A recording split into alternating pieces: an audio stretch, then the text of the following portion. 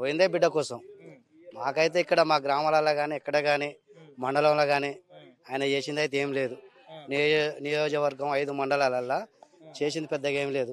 ఇంతకుముందు ఉన్న బీఆర్ఎస్ ప్రభుత్వమే కేసీఆర్ హయాంలోనే బాగుంది. సారే చేసిండు, అన్నీ చేసింది ఆయనే. యూరియాకైతే ఇంత కష్టాలు అయితే ఎప్పుడు రాలేదు. 10 సంవత్సరాల్లో ఒక్కరోజు కూడా క్యూలో లేరు. ఇప్పుడు ఏ దగ్గరికన్నా వెళ్ళి చూడండి, మొత్తం క్యూ, లొల్లులు, బస్సులు అని పెట్టి ఎక్కడిచ్చారు సార్ 6 గ్యారెంటీలు? మహిళలకు గ్యాస్ అన్నాడు, ఏదో 2500 అన్నాడు, మన 10th క్లాస్ పిల్లలకు స్కూటీలు అన్నాడు. ఎక్కడొచ్చినాయి సార్? ఒక్క దగ్గర చూపించండి. కరెంటు బిల్లులు అన్నాడు, కరెంటు బిల్లులు ఎవరికి వచ్చినాయి సార్? ఏ ఒక్కరికి కూడా రాలే. వచ్చిన 10-20 ఇండ్లు వస్తే అది కూడా కాంగ్రెస్ కార్యకర్తలకు తప్ప మిగతా పేదవాళ్ళకి ఎవరికి రాలే. ఒక్కొక్కరు ఇల్లు లేకుండా చాలా మంది ఉన్నారు సార్. మీరు వచ్చి చూసినా నేను చూపెడతా. కూలగొట్టుకున్నారు, వాళ్ళకి ఇల్లే లేవు, వాళ్ళకి ఇల్లే రాలే అసలు. వాళ్ళకు సంబంధించిన నాయకుల వరకు తప్ప. మరి మేము ఎమ్మెల్యే మీ అభివృద్ధి కోసం పార్టీ మారినట్టుగా అది అసలు ఎమ్మెల్యే ఇంతవరకు ఎప్పుడు ఇక్కడికి వచ్చిందైతే లేదు. ఆయన ఎట్లుంటాడో కూడా తెలియదు. గెలిచినాక బీఆర్ఎస్ లో గెలిచింది గుత్తా, కాంగ్రెస్ లో పోయింది. ఇప్పటి వరకు ఇక్కడ మాకు తెలియదు ఆయన ఎట్లుంటాడో కూడా. ఆయన ముఖం కూడా ఎట్లుంటుందో మాకు తెలియదు ఇప్పటి వరకు అయితే. అభివృద్ధి ఎక్కడి సార్? వాళ్ళ అభివృద్ధి, వాళ్ళ కుటుంబం అభివృద్ధి, ఆయన కోసం, ఆయన స్వార్థం కోసం తప్ప మా ప్రజల కోసం కానీ గ్రామాల కోసం కానీ ఎక్కడ అభివృద్ధి ఏం చేయలే. ఆయన ఎక్కడ చేసిన దాఖలే లేదు. ఆయన స్వార్థం. ఆయనకి ఏం తక్కువ చేసింది సార్? అన్ని అనుభవించిండు, చేసిండు. కానీ ఆయనే స్వార్థంగా వాడుకున్నాడు, స్వార్థంగానే చూసిండు, స్వార్థంగానే పోయిండు. రేపటికల్లా రేపు మళ్ళీ ఉప ఎన్నికలు వస్తే ఆయన గెలవమనండి సార్, గెలిచి చూడమనండి. నేను చూపెడతాను సార్ ఖచ్చితంగా. కాంగ్రెస్ వాళ్ళు అతను ఓటేయలే, బీఆర్ఎస్ వాళ్ళు ఓటేస్తేనే అతను గెలిచిండు. ఈరోజు కాంగ్రెస్ వాళ్ళు అతనితో ఉండొచ్చు, మేము కాదంటలేము. కానీ బీఆర్ఎస్ వాళ్ళు ఓటేసినాం ఆయనకు. చాలా మోసం చేసినట్టు సార్, చాలా మోసం చేసినట్టు, అందరినీ మోసం చేసినట్టే. చిన్న లీడర్ కాడికి వెళ్ళి మొదలు పెడితే పెద్ద లీడర్ వరకు కానీ కార్యకర్తలు కానీ చాలా మోసం చేసిండు. ఆయన మోసకారే వాస్తవానికైతే. బై ఎలక్షన్లు వస్తే మాత్రం బీఆర్ఎస్ కంపల్సరీ. బీఆర్ఎస్ పోటీ చేసినా కూడా డిపాజిట్ రాదు సార్, రాదు. డిపాజిట్ రాదు, గెలవడు. నెక్స్ట్ మళ్ళీ 5 సంవత్సరాలు వీళ్ళు ఉండొచ్చు. నెక్స్ట్ కానీ మళ్ళీ బీఆర్ఎస్ ఖచ్చితంగా ఫామ్ లోకి వస్తుంది. మళ్ళీ సారే వస్తారు, కేసీఆర్ వస్తారు. లేదు సార్, ఎక్కడ లేదు. మీరు ఎక్కడనైనా వెళ్ళి చూడొచ్చు, ఎక్కడ లేదు అసలు. ఆ పాలనే లేదు. అది ఏంటంటే చీరలు వచ్చేది ఏదో, ఇప్పుడు చీరలని ఏదో మన కాంగ్రెస్ చీరలని, ఇందిరమ్మ చీరలని, ఇట్లా ఇది మహిళా సంఘంలో ఉన్న వారికి చీరలని. అప్పుడు అట్లా లేదు కదా సార్. ప్రతి ఒక్కరికి చీరలు వచ్చేది, ప్రతి ఒక్కరికి అందింది సార్. ఇందిరమ్మ మన ఇది ఇప్పుడు ఇందిరమ్మ చీరలని పెట్టింది కదా ఇప్పుడు ఆయన, ఈ రేవంత్ రెడ్డి గారు. అవి అయితే ఎవరికి వచ్చినాయో రాలేదో మా ఊళ్ళో అయితే మాకు తెలియదు. కానీ అంతకుముందు ఉన్నప్పుడు మాత్రం ప్రతి ఒక్కరికి బతుకమ్మ చీరలు వచ్చేది, కళ్యాణ లక్ష్మి వచ్చేది, రైతు బంధు వచ్చేది, రైతు బీమా వచ్చేది. ప్రతి ఒక్కటి ఎక్కడ ఆగలేదు. మా ఊరికైతే చాలా లబ్ధి పొందిండ్రు. మా ఊరైతే పర్వాలేదు అప్పుడు ఆ 10 సంవత్సరాల్లో. ఇప్పుడైతే ఏం అంత లేదు సార్. అంత అభివృద్ధి కోసం ఆయన రాజకీయ భవిష్యత్తు కోసానికి, ఆయన సొంత పనుల కోసం, బిడ్డ కోసానికి పోయింది తప్ప కానీ ఆయన చేసిన పని ఏం లేదు. ఇప్పుడు కాక ఉప ఎన్నికలు వస్తే రేవంత్ రెడ్డి ప్రభుత్వంలో ఖచ్చితంగా పడిపోతుంది. ఎందుకు పడిపోద్ది అంటే 6 గ్యారెంటీలు ఇచ్చినావు. కళ్యాణ లక్ష్మి కేసీఆర్ ₹1,00,000 ఇస్తాడు, నేను తులం బంగారం ఇస్తాను. ఏ ఒక్క మన రాష్ట్రంలో ఏ ఒక్క మహిళకి ఇచ్చినవో చూపెట్టు. 2500 ఇస్తాను మహిళలకు, ఏ తల్లిలకు ఇచ్చినవో చూపెట్టు. అంతకుముందుకు బతుకమ్మ చీరలు వస్తే 15 రోజుల కిందనే బతుకమ్మ చీరలు వస్తే అందరు కట్టుకొని సంబరపడ్డారు కేసీఆర్ ఇచ్చిండని. కేసీఆర్ చేసిన పనులు చూసుకునే తప్ప కానీ నువ్వు చేసిన కొత్త పనులు అయితే ఇప్పటి వరకు అయితే రాష్ట్రంలో అవుపడతలేదు. బస్సాని పెట్టినవు, తన్నుకొమ్మని పెట్టినవు తప్ప కానీ బాగుపడేది మాత్రం లేదు.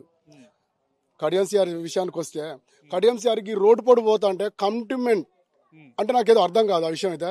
కాకపోతే ఆయన కమిట్మెంట్ కాదు, కండోలు మార్చే కడియం సిఆర్.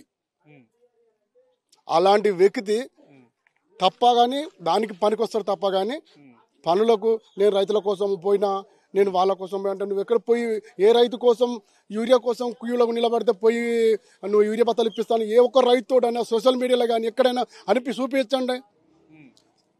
ఏ చేయకుండా నీ స్వార్థాల కోసం పోయి నేను ప్రజల కోసం ప్రజల కోసం పోతే నీకు ఏం చేసినావు? ప్రజల కోసం పోయి ఏమనుకుంటారు జనాలు ఇప్పుడు మీ ఎమ్మెల్యే ఇప్పుడు ఏ పార్టీలో ఉన్నారు అనుకుంటున్నారు, ఎమ్మెల్యే గురించి ఏమంటున్నారు? ఎమ్మెల్యే చెప్తున్నాడు ఏ పార్టీలో ఉన్నదని. ఎమ్మెల్యే ఎలా చెప్తాడు? బీఆర్ఎస్ వాళ్ళు చెప్తే బీఆర్ఎస్ వాళ్ళు చెప్తే బీఎస్ వాళ్ళు తిడతారు, కాంగ్రెస్ పెడితే కాంగ్రెస్ తిడతారు అని ఆయనే చెప్పుకోలేకపోతాడు. ఒక ఎమ్మెల్యే అనే సోయి లేకుండా కూడా ఆయన అట్లా పవర్ తీస్తాడు. మరి ఆయన మతి స్థితి పోయిందా ఏంది? మాకే మేము జనాలమే పరిచయం అవుతున్నాం. మరి ఎంపీ ఎలక్షన్ లో కాంగ్రెస్ పార్టీకి ఎందుకు ప్రచారం చేసిండు? ఆయన స్వార్థ కోసానికి, వాళ్ళ బిడ్డ కోసానికి పార్టీ ఏం తక్కువ చేసింది నీకు? అన్ని ఇచ్చింది, పదవులు ఇచ్చింది, ఉప ముఖ్యమంత్రి ఇచ్చిండు. డాక్టర్ దగ్గర ఉన్న ఉప ముఖ్యమంత్రి గుంజి నీకు ఇచ్చిండు. ఆ రోజు ఎందుకు ఇచ్చిండు? నువ్వు చెప్పిన మంచి వ్యక్తి కదా అన్న ఉద్దేశం ఇచ్చిండు. నీ బిడ్డకు టికెట్ ఇచ్చిండు, నీ బిడ్డతోటి సహా పార్టీ పనసు కూడా ఇచ్చిండు. అవన్నీ తీసుకున్నావు, నీ బిడ్డను కాంగ్రెస్ గెలిపించుకున్నావు. నువ్వు నేను జనాల కోసమే పనిచేస్తున్నా, నేను జనాల కోసమే పనిచేస్తున్నా ఎక్కడ చేసినావు? ఎవరికి ఇప్పించినావు? నువ్వు జనాల కోసం పోయి నువ్వు జనాల కోసం పోయి కళ్యాణ లక్ష్యం తోటి తులం బంగారం ఇప్పించినవా? స్కూటీ ఇప్పించినవా? నీ 6 పథకాలు నువ్వేమన్నావు? గెలిచినాక 6 నెలలకు కాంగ్రెస్ ప్రభుత్వమే పడిపోద్దా అని గన్పూర్ స్టేషన్ గడ్డ మీదనే అన్నావు. అట్లాంటి వ్యక్తి ఇప్పుడు ఏది మరి? అదే పార్టీలో చేరినవి ఎవరికి నువ్వు లబ్ధి పొందినవు, చెమకూరుస్తున్నావు? ఏది లేదు. నీ సొంత రాజకీయ అధికార కోసానికి తప్ప కానీ పోయి ఉరగబెట్టింది కూడా ఏం లేదు. ఏం లేదు. కేసీఆర్ చేసిన కాలువ నీళ్ళే విడుదల చేసిండు. నేను 1000 కోట్లు తెచ్చిండు అన్నాడు. 1000 కోట్లు ఎక్కడికి వెళ్ళి తెచ్చినావు? మొన్న 100 పడకల ఆసుపత్రి కేసీఆర్ ప్రకటించుండే, అది ఆయన హయాంలో జరిగింది. నువ్వు చేసిన అభివృద్ధి ఏది? నేను తెచ్చిన ఎక్కడ తెచ్చిపెట్టినావు? చూపెట్టు. 1000 కోట్ల అభివృద్ధి ఎక్కడ ఉందో చూపెడితే దానికి మేము నీకు సహకరిస్తాం. చూపెట్టు, అభివృద్ధి చూపెట్టు. అది నీ సొంత రాజకీయాల కోసానికి పోయి జనాల కోసం వెళ్ళిపోయినా, జనాల కోసం ఏం చేసినావు? అదే మీదికొండ ఏం చేసినావు? స్టేషన్ కన్పూర్ మీదికొండ గ్రామంలో నువ్వు చేసిన పని చూపించు. దాన్ని చూస్తే మేము తల వంచుతాం. సీసీ రోడ్ కేసీఆర్ పోసిన సీసీ రోడ్ కూడా నువ్వు చేసిన అభివృద్ధి ఏది? నువ్వు టీఆర్ఎస్ ప్రభుత్వంలో శాంక్షన్ అయిన పనులే చూపెట్టుకుంటూ నేను చేసుకొస్తానా, అభివృద్ధి చేస్తానా, నేను ప్రజాపాలన చేసుకున్నా, అన్ని చేస్తానా అని నువ్వు చేసింది ఏం చూపెట్టు. మాకు ఉరగబెట్టింది ఏం లేదు. మాకు ఇక్కడ ఎమ్మెల్యే అసలు ఆయన ఏ పార్టీలో ఉన్నదనే అనుకుంటలేము మేము. ఒక మామూలు కార్యకర్త అనుకుంటున్నాం మేమైతే. లేదు, అభివృద్ధి ఏది మాకు ఏం లేదు కదా.